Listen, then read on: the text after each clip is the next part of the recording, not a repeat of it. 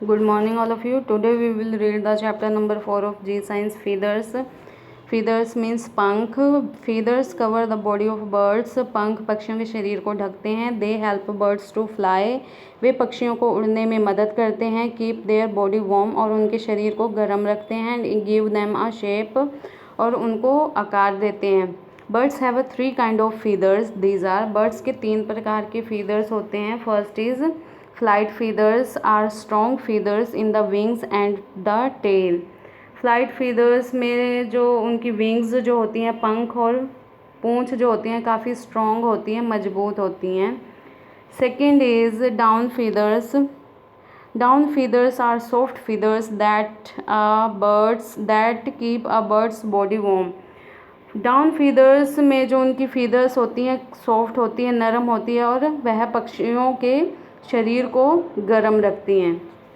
Third is body feathers. Body feathers. These feathers cover the body of a bird and give it shape. Body feathers में यह पक्षियों के शरीर को ढकते हैं और उनकी बॉडी को आकार देते हैं. Next is how does a birds fly. पक्षी कैसे उड़ते हैं. A bird moves its wings and lifts itself up in the air to fly. एक पक्षी अपने पंखों को हिलाता है और हवा में उड़ने के लिए खुद को ऊपर की ओर उठाता है. It flaps its wings upward and downward. और वह अपने पंखों को ऊपर की ओर और नीचे की ओर फड़फड़ाता है. The upward and backward movement is called upstroke. ऊपर की ओर और पीछे की गति को हम अपस्ट्रोक करते हैं. जब वह अपनी विंग्स को ऊपर की ओर और पीछे की ओर करते हैं तो उसे हम बोलते हैं upstroke. The downward flapping of wings is called down stroke. और डाउन स्ट्रोक में जब अपने वो विंग्स को नीचे की ओर फ्लैप करते हैं, नीचे की ओर फड़फड़ाते हैं तो उसे हम बोलते हैं डाउन स्ट्रोक.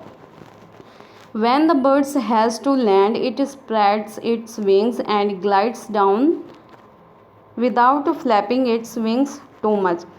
जब पक्षी को नीचे उतरना होता है तो वह अपने पंखों को हिलाता है और अपने पंखों को बहुत ज़्यादा हिलाए बिना ही नीचे की ओर उतरता है.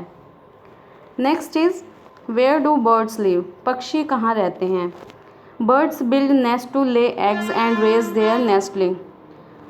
पक्षी अपने अंडे देने के लिए और रहने के लिए अपने घोंसले का निर्माण करते हैं. Once the baby birds are old enough to look after themselves they leave the nest and never to return. और एक बार जब बेबी बर्ड्स खुद की देखभाल करने के लिए बड़े हो जाते हैं तो वह अपने घोंसले को छोड़ देते हैं और कभी वापस नहीं आते. नेस्ट कैन बी स्मॉल और बिग. घोंसले छोटे और बड़े हो सकते हैं. Birds may build their nest on treetops, on the ground or on the roofs of houses.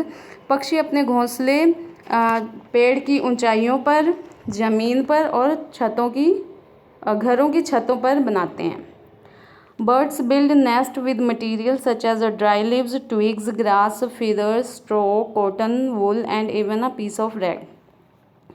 पक्षी घोंसला बनाने के लिए कुछ मटेरियल का यूज़ करते हैं जैसे सूखी पत्तियाँ, टहनियाँ, घास, पंख, तिनके, रुई, ऊन और लताओं के टुकड़ों का यूज़ करके अपने घोंसले का निर्माण करते हैं.